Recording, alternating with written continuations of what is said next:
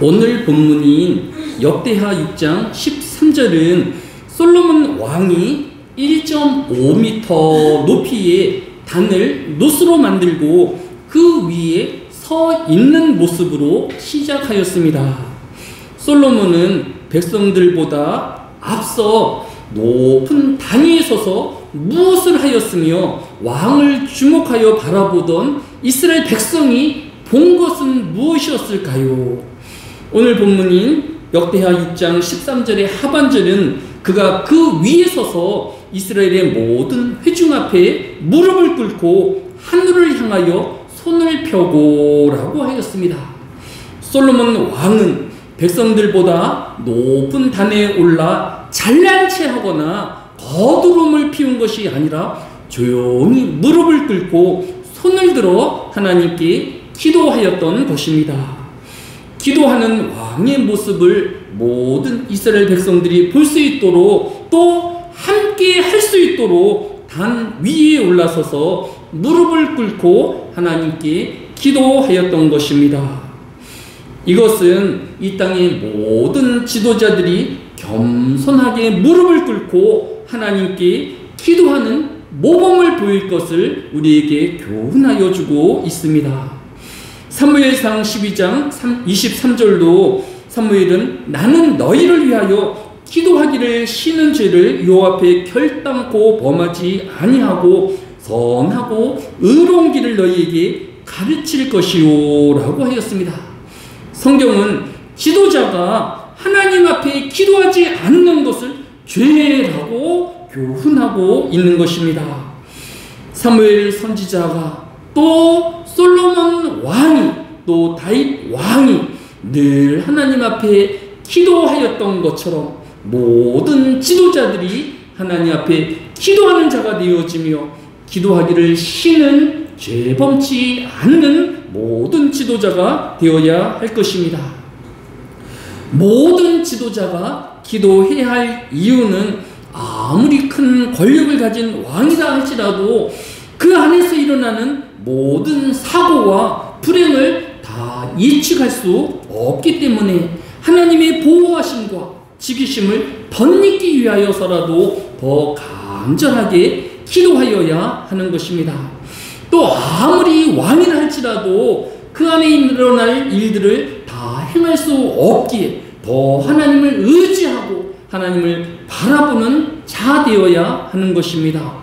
또한 그 모든 이스라엘 백성들이 솔로몬 왕과 함께 기도에 참여했던 것처럼 지도자가 기도하는 지도자가 되어지며 또 그 지도자를 바라보는 모든 국민 또한 함께 하나님을 의지하며 기도하는 백성이 되어야 할 것입니다.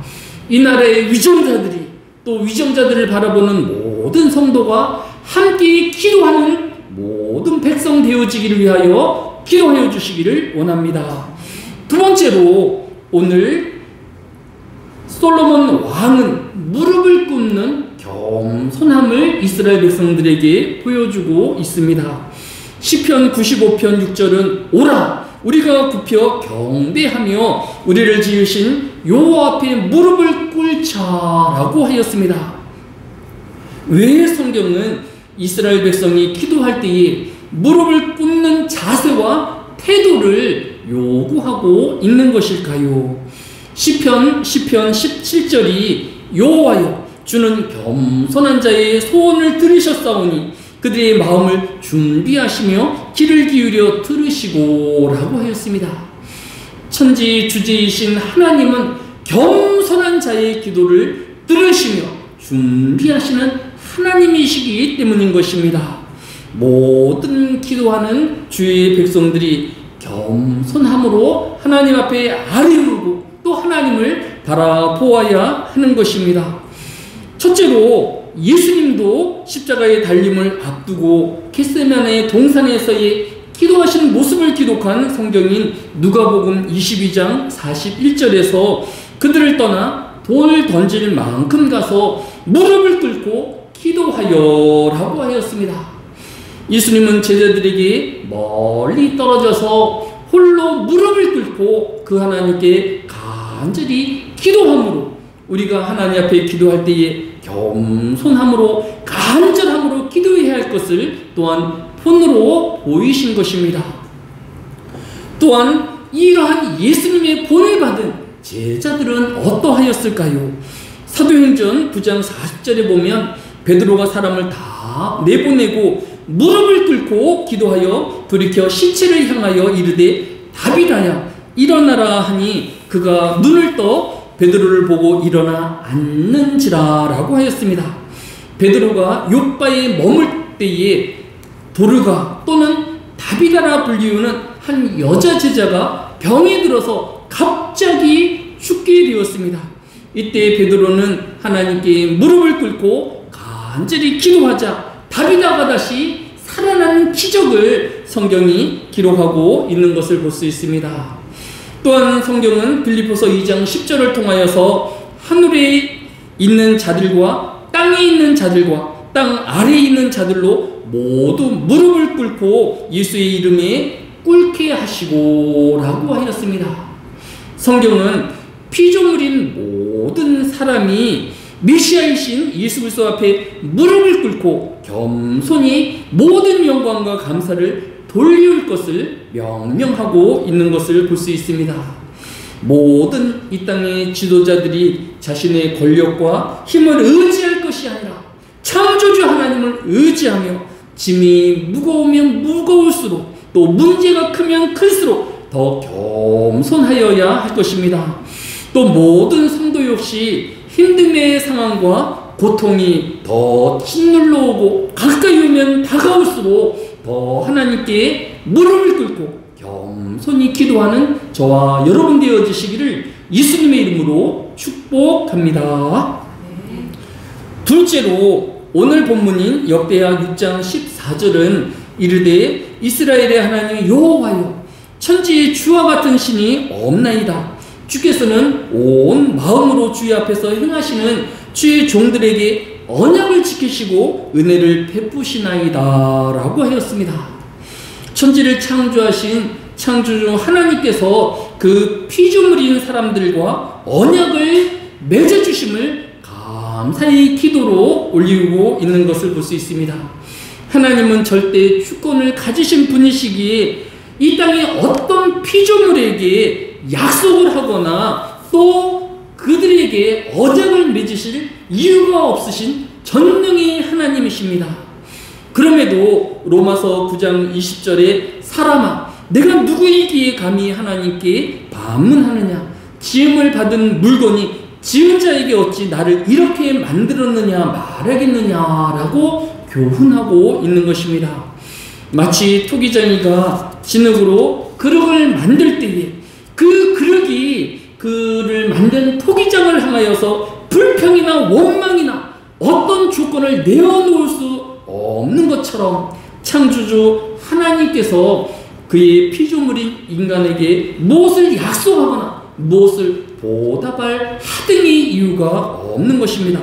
그럼에도 불구하고 오늘 본문인 역대하 6장 15절은 주께서 주의 종 내 아버지 다윗에게 허락하신 말씀을 지키시되 주의 입으로 말씀하신 것을 손으로 이루심이 오늘과 같으니이다 라고 기록하고 있는 것을 볼 수 있습니다. 하나님은 그의 자유로운 은혜로 그렇게 하실 필요가 없음에도 불구하고 인간에게 복을 주시기 위하여 많은 언약의 말씀을 우리가 가지고 있는 성경에 가득 담아 선물로 주시는 분이신 것입니다. 그 중에서 몇 가지를 추려본다라고 하면 첫째는 야고보서 1장 5절에 누구든지 지혜가 부족하거든 모든 사람에게 후히 주시고 꾸짖지 아니하시는 하나님께 구하라 그리하면 주시리라 라고 하였습니다.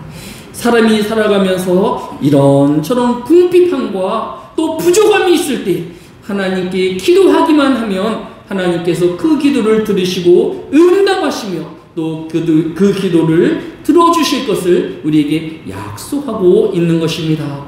따라서 힘듦이 있고 부족함이 있으며 결핍함이 있을 때에 사람을 바라기보다 먼저 하나님께 나아가 기도하여야 할 것입니다. 둘째로 하나님의 약속은 에베소서 3장 6절에 이는 이방인들이 복음으로 말미암아 그리스도 예수 안에서 함께 상속자가 되고 함께 지체자가 되고 함께 약속에 참여하는 자가 됨이라 라고 하였습니다. 하나님은 우리의 기도를 들으실 뿐만 아니라 그의 백성된 성도들을 하나님 나라의 상속자로 삼아 주신 것입니다. 과거의 사단에게 붙잡혀 노예가 되어지고 가난하였던 성도들이 이제 하나님 안에서 하나님의 나라를 상속받는 부한자가 되었고 자유자가 되어진 것입니다. 원래 이스라엘은 꼭 자녀가 아니더라도 종도 그 주인의 재산을 상속받을 수 있었습니다. 예를 들어서 창세기 15장 2절을 보면 아브라함이 이르되 주 여호와여 무엇을 내게 주시려 하나이까 나는 자식이 없사오니 나의 상속자는 그 다메섹 사람 엘리에셀이니이다 라고 하였습니다. 아브라함이 끝내 자식을 얻지 못하자 자신의 종인 다메섹 사람 엘리에셀을 자신의 상속자로 삼은 것을 볼 수 있습니다. 그는 여전히 종일 수밖에 없으며 주인에게 매어져 있는 사람일 수밖에 없는 것입니다. 그런데 하나님께서 오늘 로마서 15장 8절에 우리에게 또 언약하여 주시기를 너희는 다시 무수하는 종의 영을 받지 아니하고 양자의 영을 받았으니 우리가 아빠 아버지라고 부르짖느니라 라고 하였습니다. 성경이 기록한 놀라운 하나님의 약속은 더 이상 노예가 되어지지 아니하고 사단의 종이 되어지지 아니하고 하나님을 아버지라 부를 수 있는 양자의 약속을 우리에게 더하여 주시는 것입니다. 이처럼 하나님은 우리가 기도하면 그 기도를 들으실 것이라 약속하여 주셨고 또 하나님의 나라를 우리에게 상속하여 주실 것을 약속하여 주셨고 또 하나님을 아버지라 부를 수 있는 양자로 삼아주시는 약속을 우리에게 더하여 주신 것입니다. 하나님의 이 새로운 약속으로 소망을 얻는 자가 되어지며 더 하나님께 영광을 돌리는 저와 여러분 되어지시기를 믿음으로 승리하시기를 예수님의 이름으로 축복합니다. 끝으로 오늘 본문인 역대하 6장 18절은 하나님이 참으로 사람과 함께 땅에 계시리이까 보소서 하늘과 하늘이라도 주를 용납하지 못하겠거늘 하물며 내가 건축한 이 성전이오리이까 라고 하였습니다. 하나님은 영광이 가득한 분이시로 이 땅에 거주하실 수 없고 하늘의 영광스러운 보좌에 모든 영광과 찬양을 받으시기에 합당하신 분이신 것입니다. 그럼에도 불구하고 하나님께서 하늘의 보좌를 이 땅에 예루살렘 성전으로 옮기셔서 그 안에 거하시며 이스라엘과 백성들과 함께 하시겠다라고 오늘 약속하여 주고 있는 것입니다. 피조물인 하나님, 전능의 하나님과 함께 하는 것 자체가 가장 큰 은혜인 것입니다. 요한복음 1장 14절이 말씀이 육신이 되어 우리 가운데 거하심에 우리가 그의 영광을 보니 하나님의 독생자의 영광이요 은혜와 진리가 충만하더라 라고 하였습니다.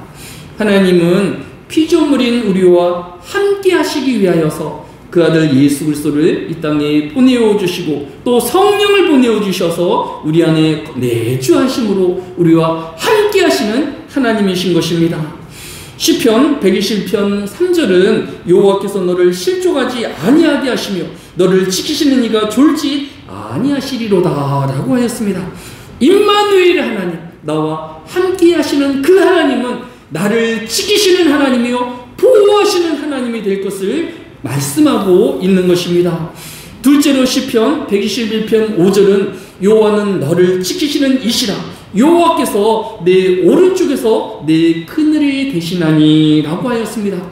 임마누엘의 하나님은 우리를 지키시는 하나님이실 뿐만 아니라 우리에게 그늘 되어주시고 우리를 도우시는 하나님이심을 우리에게 교훈하여 주고 있는 것을 볼 수 있습니다. 이렇게 임마누엘 하나님이 우리를 보호하여 주시고 우리를 도와주실 뿐만 아니라 시편 121편 8절은 여호와께서 너의 출입을 지금부터 영원까지 지키시리로다 라고 하였습니다. 잠깐 우리를 보호하여 주시고 잠깐 우리를 도와주시는 하나님이 아니라 영원히 우리와 함께하여 주셔서 우리를 영원한 나라에 이르기까지 그 하나님의 나라에서 영원토록 복락을 누리도록 우리와 함께하여 주시는 하나님이심을 우리에게 교훈하여 주고 있는 것을 볼 수 있습니다. 오늘 하나님의 말씀이 우리에게 교훈하는 것이 무엇입니까? 이 땅의 지도자된 모든 지도자들과 위정자들은 하나님께 기도의 본을 보이는 위정자들이 지도자들이 되어야 할 것입니다. 또 지도자들과 위정자들은 무릎을 꿇고 그 하나님께 나아가는 겸손함이 있어야 할 것입니다. 모든 백성들 또한 하나님께 기도하는 자가 되어지며 또 겸손히 하나님께 나아가는 주의 백성들이 되어야 할 것입니다.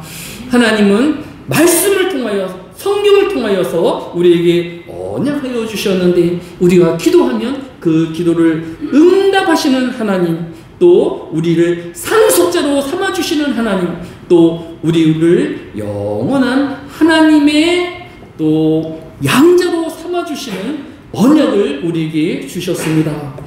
또 모든 백성들이 이 하나님과 동행하는 저와 여러분 되어지시기를 예수님의 이름으로 축복합니다.